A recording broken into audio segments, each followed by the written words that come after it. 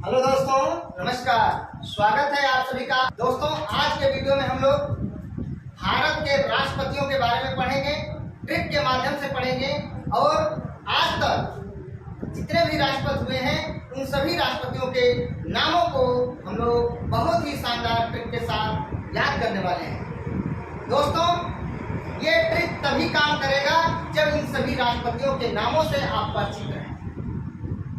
भारत के पहले राष्ट्रपति डॉक्टर राजेंद्र प्रसाद, उसके बाद सर्वपल्ली राधाकृष्णन, उसके बाद जाकिर हुसैन, बीबी गिरी, फखरुद्दीन अली अहमद, नीलम संजीवा रेड्डी, ज्ञानी जैन सिंह, आर वेंकटरमन, शंकर दयाल शर्मा, डॉक्टर के आर नारायणन, एपीजे अब्दुल कलाम, प्रतिभा देवी सिंह पाटिल, प्रणब मुखर्जी, रामनाथ कोविंद और वर्तमान राष्ट्रपति द्रौपदी मुर्मू। इन सभी लोगों का नाम अगर जो आप लोगों को याद है, नामों से परिचित हैं, तो आराम से काम करेगा और बहुत ही शानदार तरीके से एक सीरियल नंबर से आपका जो है याद हो जाएगा। इस सीरियल नंबर से आपको इन राष्ट्रपतियों का नाम याद हो जाएगा और पेपर में जिस भी तरह से अगर क्वेश्चन पूछा जाएगा उसका आंसर आप बहुत ही शानदार तरीके से दे सकते हैं।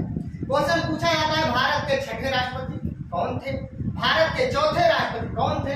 दोस्तों, इन सभी प्रश्नों का उत्तर आप बहुत ही शानदार तरीके से दे सकते हैं। तो दोस्तों, आइए हम लोग वीडियो की शुरुआत करते हैं और उस ट्रिक को जानते हैं, उस ट्रिक को याद करने का प्रयास करते हैं। वो हमारा शानदार ट्रिक क्या है। दोस्तों, राज की राधा जाकर गिरी, राज की राधा जाकर गिरी फनी की जेल में, राज की राधा जाकर गिरी फनी की जेल में। तभी रमाशंकर नारायण ने कहा, तभी रमाशंकर नारायण ने कहा, तुम चिंता मत करो, तुम चिंता मत करो, हम लोग कलम की प्रतिभा से तुम्हारे प्राण को बचा लेंगे दोपहर, हम लोग तुम्हारे प्राण को बचा लेंगे दोपहर को या दोपहर तक। किसी भी तरह से आप याद कर सकते हैं। दोस्तों, राज की राधा जाकर गिरी फनी की जेल में। जब कोई जेल में बंद होता है तो बहुत परेशान होता है, बाहर निकलने की कोशिश करता है। तो दोस्तों, ये ट्रिक मैंने बनाया है कि राज की राधा जाकर गिरी फनी की जेल में। जब राधा जेल में पहुंच गई, निकलने की कोशिश कर रही थी, तब तक वहीं पर तीन व्यक्ति दिखाई दे रमाशंकर नारायण। रमाशंकर नारायण ने राधा को देखा, कहा अरे ये तो अपनी राधा है, अरे राधा तुम चिंता मत करो, तुम चिंता मत करो, हमारे पास कलम है और कलम की प्रतिभा से, कलम की प्रतिभा से तुम्हारे प्राण को हम लोग दोपहर तक बचा लेंगे, दोपहर तक बचा लेंगे। तो राज की राधा जाकर गिरी फनी की जेल में। जब राज की राधा फनी की जेल में पहुंच गई, तभी तीन व्यक्ति रमाशंकर नारायण मिले। रमाशंकर नारायण ने कहा, राधा तुम चिंता मत करो, हमारे पास कलम है और हम कलम की प्रतिभा से तुम्हारे प्राण को दोपहर तक अवश्य बचा लेंगे। दोस्तों देखिए, इसको मैंने लिख दिया है, राज की राधा जाकर गिरी फनी की जेल में। तभी रमाशंकर नारायण ने कहा, तुम चिंता मत करो, हम लोग अपने कलम की प्रतिभा से तुम्हारे प्राण को दोपहर तक बचा लेंगे।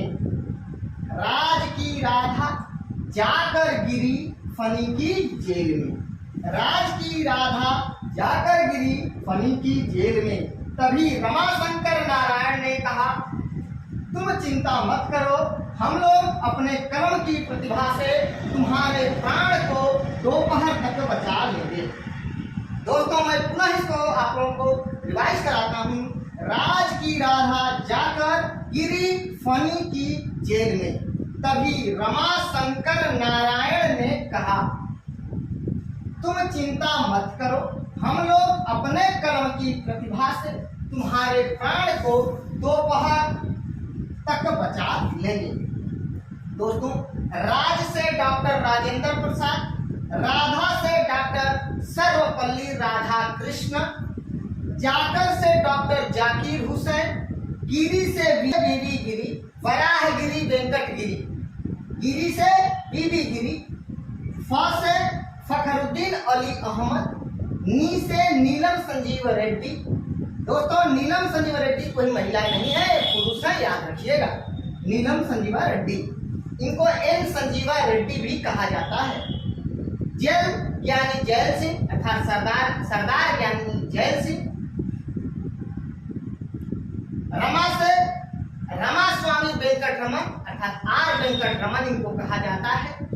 शंकर डॉक्टर शंकर दयाल शर्मा। नारायण डॉक्टर के आर नारायण। कोच्चरिल रमन नारायण, कोच्चरिल रमन नारायण।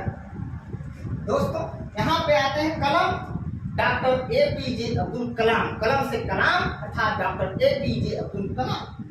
प्रतिभा श्रीमती प्रतिभा देवी सिंह पाटिल, श्रीमती प्रतिभा देवी सिंह पाटिल। प्राण प्रणव मुखर्जी, प्रणव मुखर्जी। कोविंद अर्थात रामनाथ कोविंद, रामनाथ कोविंद। और दोपहर से द्रौपदी मुर्मू, श्रीमती द्रौपदी मुर्मू, श्रीमती द्रौपदी मुर्मू। तो दोस्तों राज से डॉक्टर राजेंद्र प्रसाद, राधा से डॉक्टर सर्वपल्ली राधाकृष्णन, जाकर से डॉक्टर जाकिर हुसैन, गिरी से बीबी गिरी, वराहगिरी वेंकटगिरी, फ से फखरुद्दीन अली अहमद, नी से नीलम संजीवा रेड्डी, जैल से ज्ञानी जैल सिंह, रमा से रामास्वामी वेंकट रमन, आर वेंकट रमन, शंकर से डॉक्टर शंकर दयाल शर्मा, नारायण से डॉक्टर के आर नारायण, डॉक्टर के आर नारायण। दोस्तों कलम से कलाम अर्थात एपीजे अब्दुल कलाम, अबुल पाकिर जैनुल आबदीन डॉक्टर अब्दुल कलाम। प्रतिभा यानी प्रतिभा देवी सिंह पाटिल। प्राण प्रणव मुखर्जी, प्रणव मुखर्जी। को से गोविंद अर्थात रामनाथ कोविंद, रामनाथ कोविंद। और दोपहर से द्रौपदी मुर्मू, द्रौपदी मुर्मू। दोस्तों आइए एक एक करके समझते हैं। भारत के प्रथम राष्ट्रपति, भारत के प्रथम राष्ट्रपति, तो भारत के प्रथम राष्ट्रपति डॉक्टर राजेंद्र प्रसाद। और ध्यान रखिएगा 26 नवंबर 1949 को हमारे देश का संविधान बन करके तैयार हो गया और 26 नवंबर 1949 को भारत का संविधान सभा के द्वारा आत्मर्पित किया गया, अधिनियमित किया गया, अंगीकार किया गया, स्वीकार किया गया। और 26 जनवरी 1950 को हमारे देश का संविधान लागू किया गया। ठीक उसके 2 दिन पहले 24 जनवरी 1950 को संविधान सभा के सदस्यों के द्वारा डॉक्टर राजेंद्र प्रसाद को भारत का राष्ट्रपति निर्वाचित कर दिया गया, घोषित कर दिया गया। दोस्तों याद रखिएगा 24 जनवरी 1950 को हमारे देश के तत्कालीन प्रधानमंत्री पंडित जवाहरलाल नेहरू ने डॉक्टर राजेंद्र प्रसाद के नाम का प्रस्ताव रखा कि हम डॉक्टर राजेंद्र प्रसाद के नाम का प्रस्ताव रखते हैं राष्ट्रपति के रूप में। तुरंत सरदार वल्लभ भाई पटेल ने खड़े होकर कहा मैं इनके नाम का समर्थन करता हूं। अर्थात दोस्तों भारत के राष्ट्रपति पद के लिए पहली बार डॉक्टर राजेंद्र प्रसाद के नाम का प्रस्ताव पंडित जवाहरलाल नेहरू ने रखा, जबकि सरदार वल्लभ भाई पटेल लौह पुरुष, भारत का बिस्मार्क जिन्हें कहा जाता है, उन्होंने राजेंद्र प्रसाद के नाम का समर्थन किया। जब प्रश्न पेपर में पूछा जाए भारत के पहले राष्ट्रपति डॉक्टर राजेंद्र प्रसाद का निर्वाचन किस प्रकार हुआ, तो संविधान सभा के सदस्यों के द्वारा हुआ। दूसरा प्रश्न अगर पूछा जाए कि डॉक्टर राजेंद्र प्रसाद के नाम का प्रस्ताव किसने रखा, तो पंडित जवाहरलाल नेहरू ने रखा। तीसरा प्रश्न अगर पूछे कि डॉक्टर राजेंद्र प्रसाद का नाम राष्ट्रपति के रूप में पंडित जवाहरलाल नेहरू ने रखा, लेकिन इनका समर्थन किसने किया, तो सरदार वल्लभ भाई पटेल ने किया। तो दोस्तों 24 जनवरी 1950 को हमारे देश के राष्ट्रपति डॉक्टर राजेंद्र प्रसाद को नियुक्त कर दिया गया, निर्वाचित कर दिया गया। लेकिन हमारा देश का संविधान 26 जनवरी 1950 को लागू हुआ, गणराज्य घोषित हुआ, तो उसी दिन अर्थात 26 जनवरी 1950 को हमारे देश के राष्ट्रपति डॉक्टर राजेंद्र प्रसाद ने अपना पद ग्रहण किया। तो याद रखिएगा 26 जनवरी 1950 से लेकर 13 मई 1962 तक हमारे देश के राष्ट्रपति रहे डॉक्टर राजेंद्र प्रसाद। तो भारत के पहले राष्ट्रपति डॉक्टर राजेंद्र प्रसाद, भारत के सबसे लंबे समय तक राष्ट्रपति रहने वाले व्यक्ति डॉक्टर राजेंद्र प्रसाद, लगातार 2 बार राष्ट्रपति पद को संभालने वाले व्यक्ति डॉक्टर राजेंद्र प्रसाद, और डॉक्टर राजेंद्र प्रसाद बिहार के रहने वाले थे। दोस्तों, डॉक्टर राजेंद्र प्रसाद के समाधि स्थल का नाम है मणिकर्णिका घाट या महाप्रयाण घाट। मणिकर्णिका घाट या महाप्रयाण घाट याद रखिएगा। दोस्तों, 1934 में बंबई कांग्रेस अधिवेशन के अध्यक्षता डॉक्टर राजेंद्र प्रसाद ने की थी। 1934 में बंबई कांग्रेस अधिवेशन की अध्यक्षता डॉक्टर राजेंद्र प्रसाद ने की थी और संविधान सभा के अस्थायी अध्यक्ष डॉक्टर राजेंद्र प्रसाद को बनाया गया था। दोस्तों, संविधान सभा के अस्थायी अध्यक्ष डॉक्टर राजेंद्र प्रसाद को बनाया गया था 11 दिसंबर 1946 को। दोस्तों, आजादी के समय कांग्रेस का अध्यक्ष आचार्य जेबी कृपलानी थे। आजादी के समय कांग्रेस का अध्यक्ष आचार्य जेबी कृपलानी थे, लेकिन कुछ मतभेद होने के कारण आचार्य जेबी कृपलानी ने कांग्रेस अध्यक्ष पद से इस्तीफा दे दिया। तब कांग्रेस अध्यक्ष के रूप में डॉक्टर राजेंद्र प्रसाद को नियुक्त किया गया। याद रखिएगा, आचार्य जेबी कृपलानी के इस्तीफा के बाद कांग्रेस का अध्यक्ष डॉक्टर राजेंद्र प्रसाद को बनाया गया था। दोस्तों, सबसे लंबा कार्यकाल राष्ट्रपति के रूप में डॉक्टर राजेंद्र प्रसाद, भारत के पहले राष्ट्रपति डॉक्टर राजेंद्र प्रसाद, सबसे लंबा कार्यकाल राष्ट्रपति के रूप में डॉक्टर राजेंद्र प्रसाद का, और डॉक्टर राजेंद्र प्रसाद की समाधि स्थल का नाम मणिकर्णिका घाट या महाप्रयाण घाट। याद रखिएगा। जीरादेई का संबंध डॉक्टर राजेंद्र प्रसाद से है। याद रखिएगा, कभी कभी पेपर में पूछा जाता है, जीरादेई स्थान का संबंध किससे है? डॉक्टर राजेंद्र प्रसाद से है। अगले क्वेश्चन की बात करते हैं दोस्तों। डॉक्टर सर्वपल्ली राधाकृष्णन, राधा से डॉक्टर सर्वपल्ली राधाकृष्णन। दोस्तों, डॉक्टर सर्वपल्ली राधाकृष्णन भारत के दूसरे राष्ट्रपति थे। भारत के पहले उपराष्ट्रपति और भारत के दूसरे राष्ट्रपति व्यक्ति के आधार पर डॉक्टर सर्वपल्ली राधाकृष्णन। 5 सितंबर को राष्ट्रीय शिक्षक दिवस मनाया जाता है सर्वपल्ली राधाकृष्णन के नाम। भारत के पहले ऐसे दार्शनिक राष्ट्रपति डॉक्टर सर्वपल्ली राधाकृष्णन। क्वेश्चन पूछा जाता है, भारत के पहले दार्शनिक राष्ट्रपति कौन थे? डॉक्टर सर्वपल्ली राधाकृष्णन। भारत के दूसरे राष्ट्रपति कौन थे? डॉक्टर सर्वपल्ली राधाकृष्णन। चलिए दोस्तों, 1962 में भारत और चीन के बीच युद्ध हुआ था। 1962 में भारत और चीन के बीच युद्ध हुआ था और पहली बार अनुच्छेद 352 का प्रयोग किया गया था, अर्थात राष्ट्रीयवाद का घोषणा किया गया था। तब उस समय हमारे देश के प्रधानमंत्री पंडित जवाहरलाल नेहरू और राष्ट्रपति डॉक्टर सर्वपल्ली राधाकृष्णन थे। अक्टूबर 1962 में, तो ध्यान रखिएगा, अक्टूबर 1962 में भारत और चीन के बीच युद्ध हुआ था।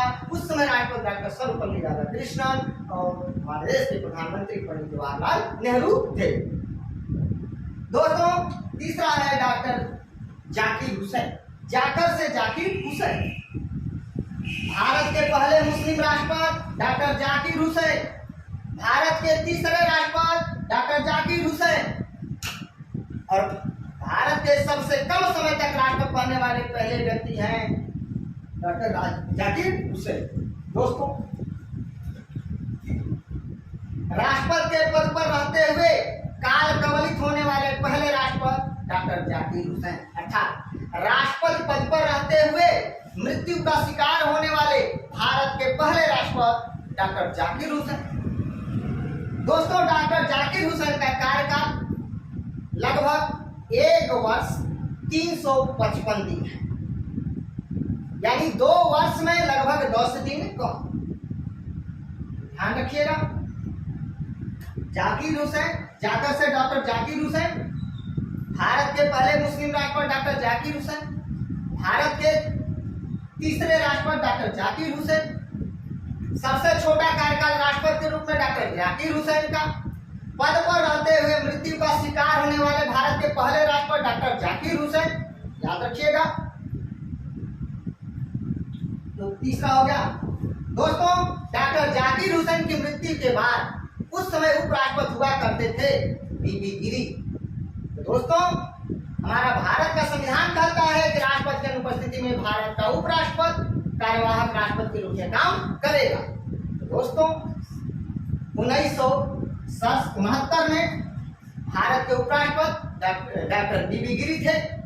तो जब डॉक्टर जाकिर हुसैन की मृत्यु हो गई तो उपराष्ट्रपति तथा बीबी गिरी कार्यवाहक राष्ट्रपति के रूप में कार्य करने लगे।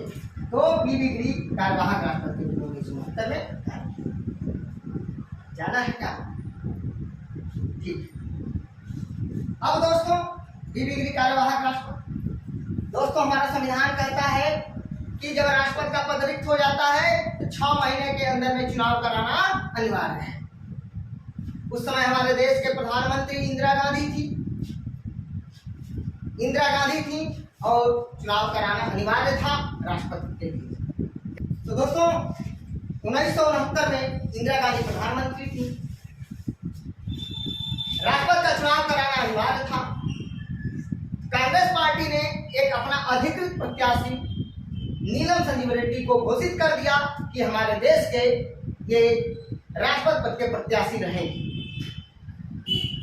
जो इंदिरा गांधी को किसी भी हालत में मंजूर नहीं था होना, क्योंकि इंदिरा गांधी का नीलम संजीव रेड्डी से राजनीतिक गतिरोध हुआ करता था। इंदिरा गांधी कभी नहीं चाहती थी कि नीलम संजीव रेड्डी राष्ट्रपति चुने जाए। इंदिरा गांधी ने अपने कांग्रेस पार्टी के लोगों से कहा कि कोई दूसरा नाम सुझाएं। उन्होंने कहा ठीक है, आप ही कोई नाम बताइए। इंदिरा गांधी ने कहा, कोशिश किया जगजीवन राम, मोरारजी देसाई से राष्ट्रपति चुनाव लड़ने के लिए, लेकिन वो लोग इनकार कर दिए, राष्ट्रपति बनने से इनकार कर दिए कि हम राष्ट्रपति का चुनाव नहीं लड़ेंगे। क्योंकि उस समय इंदिरा गांधी एक ताकतवर महिला हो चुकी थी, वो जो अपने मन की वो काम सारा निर्णय लेती थी, स्वयं निर्णय लेती थी। तो कोई दूसरा प्रत्याशी मिला नहीं, तो कांग्रेस पार्टी ने जब घोषित कर दिया कि नीलम संजीव रेड्डी ही हमारे प्रत्याशी रहेंगे कांग्रेस पार्टी की तरफ से राष्ट्रपति पद का, तब इंदिरा गांधी ने बीबी गिरी साहब को बुलाया, बीबी गिरी साहब से बात की और कही कि आप एक स्वतंत्र उम्मीदवार के रूप में राष्ट्रपति चुनाव के लिए खड़े होइए और अपना नामांकन करिए, हम आपका समर्थन करेंगे। हमारा संविधान ये नहीं कहता है कि आप राष्ट्रपति और उपराष्ट्रपति पद पर हैं तो इस्तीफा दीजिए, उसके बाद राष्ट्रपति और उपराष्ट्रपति का चुनाव लड़िए। आप पद पर रहते हुए राष्ट्रपति और उपराष्ट्रपति का चुनाव लड़ सकते हैं। इंदिरा गांधी ने जब बीबी गिरी साहब से कहा चुनाव लड़ने के लिए, बीबी गिरी साहब ने कहा ठीक है। तो बीबी गिरी साहब के सलाहकारों ने कहा कि आपको नैतिकता के आधार पर इस्तीफा दे करके और चुनाव लड़ना चाहिए। हमारा संविधान कहता है कि राष्ट्रपति की उपस्थिति में उपराष्ट्रपति कार्यवाहक राष्ट्रपति के रूप में कार्य करता है। समस्या यह है कि राष्ट्रपति मर चुके हैं जाकिर हुसैन साहब, उनके जगह पे बीबी गिरी साहब काम कर रहे हैं, जो कि उपराष्ट्रपति थे, अब कार्यवाहक राष्ट्रपति के रूप में काम कर रहे हैं। समस्या यह था कि अगर वो इस्तीफा दें तो किसको दें, क्योंकि जो उपराष्ट्रपति है वो कार्यवाहक राष्ट्रपति के रूप में काम कर रहे हैं। तो संविधान कहता है कि राष्ट्रपति उपराष्ट्रपति को और उपराष्ट्रपति राष्ट्रपति को त्याग पत्र देता है। गंभीर था, किसको इस्तीफा दें, अगर इस्तीफा दें तो किस पद से दें। दूसरी बात, अगर इस्तीफा दे भी दें तो राष्ट्रपति के रूप में कार्य करेगा कौन? सचेत इंदिरा गांधी के पास सरकार था, इंदिरा गांधी के पास बहुमत था। इंदिरा गांधी ने कहा कि इस समस्या का समाधान मेरे पास है। इंदिरा गांधी ने तुरंत राष्ट्रपति अधिकार अधिनियम 1969 बिल लाई। राष्ट्रपति अधिकार अधिनियम 1969 एक बिल लाई और उस बिल में लिखवा दी कि राष्ट्रपति के अनुपस्थिति में भारत का उपराष्ट्रपति और उपराष्ट्रपति की अनुपस्थिति में सुप्रीम कोर्ट का मुख्य न्यायाधीश कार्यवाहक राष्ट्रपति के रूप में कार्य कर सकता है। सुप्रीम कोर्ट का मुख्य न्यायाधीश नहीं है तो वरिष्ठ न्यायाधीश कार्यवाहक राष्ट्रपति के रूप में कार्य कर सकता है। तो ये तो समस्या खत्म हो गया कि राष्ट्रपति और उपराष्ट्रपति दोनों नहीं रहेंगे तो कार्यवाहक राष्ट्रपति के रूप में सुप्रीम कोर्ट का मुख्य न्यायाधीश राष्ट्रपति के रूप में कार्य कर सकते हैं। तो अब समस्या आई कि बीबी गिरी साहब इस्तीफा दें तो किस पद से दें, राष्ट्रपति पद से दें, उपराष्ट्रपति पद से दें।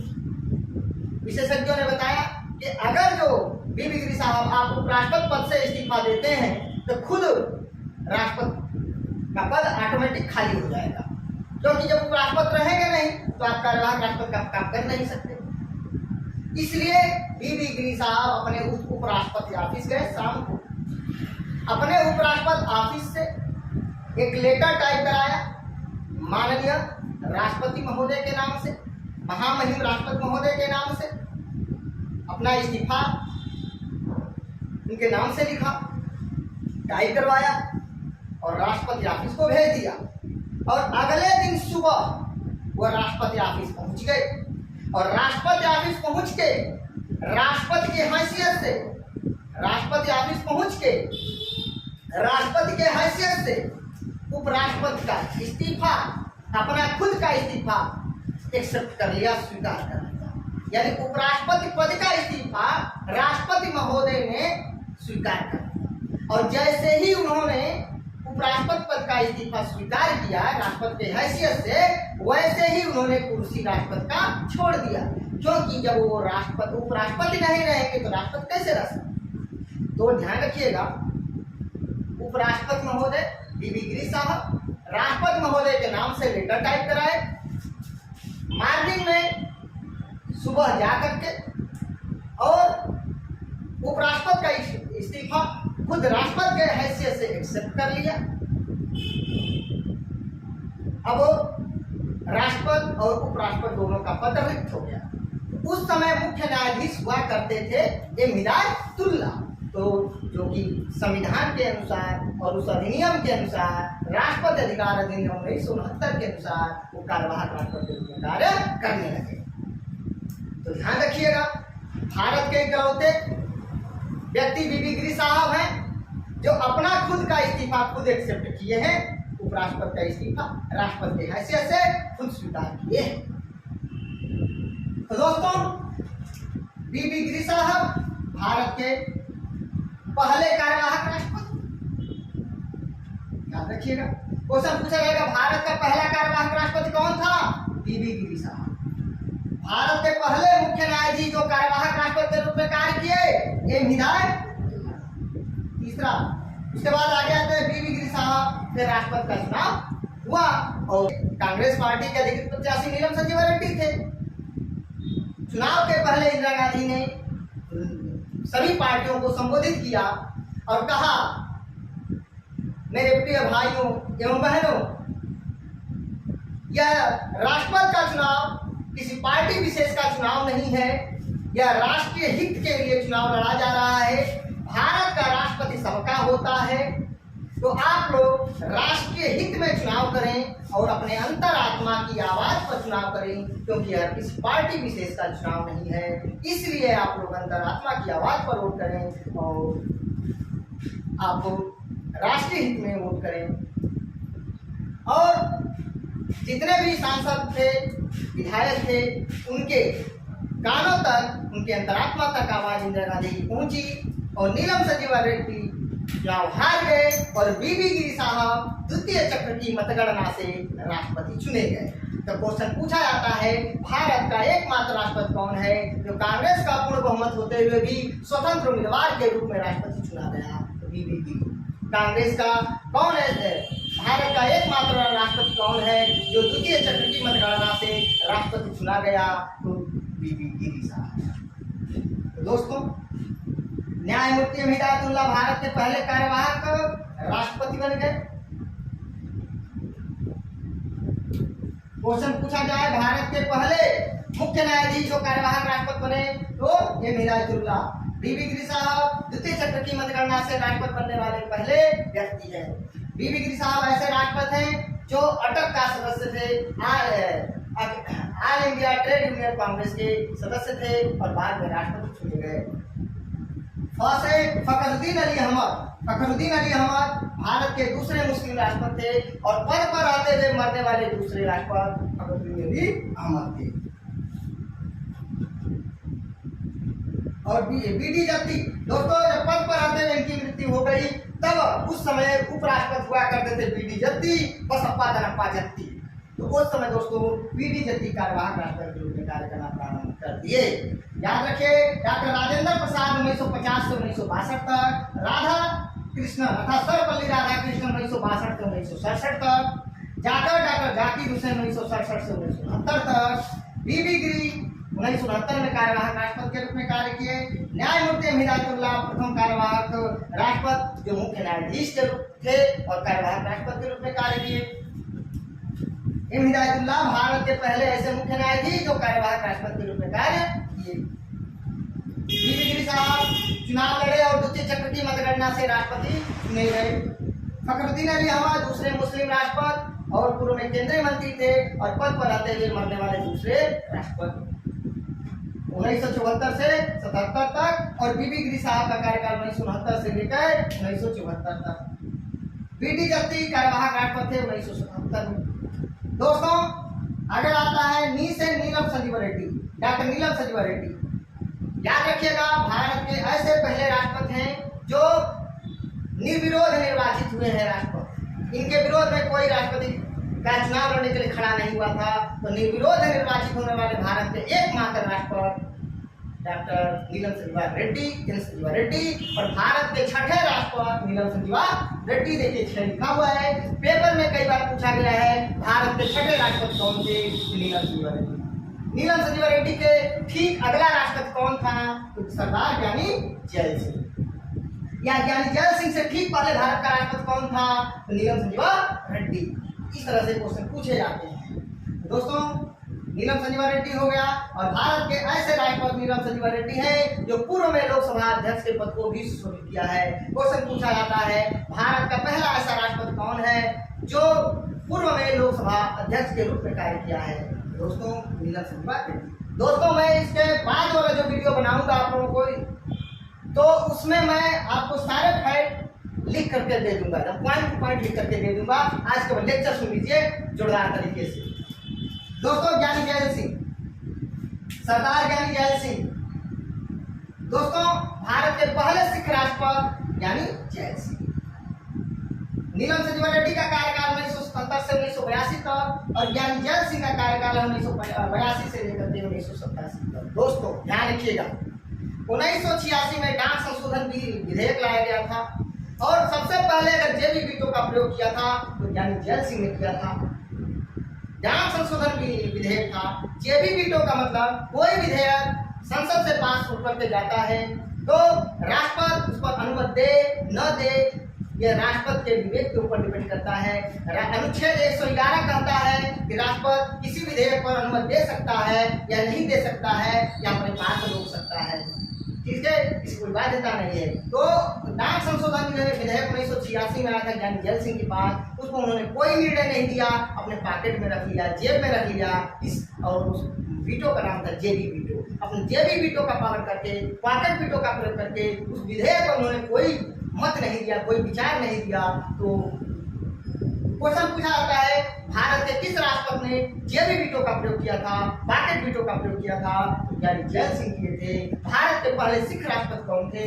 ज्ञानी जैल सिंह थे। और भारत के पहले ऐसे राष्ट्रपति ज्ञानी जैल सिंह हैं जो पूर्व में गृह मंत्री पद को सुशोभित किया था। क्वेश्चन पूछा जाता है भारत के पहले ऐसे राष्ट्रपति कौन है जो पूर्व में गृह मंत्री पद को सुशोभित किया था? ज्ञानी जैल सिंह।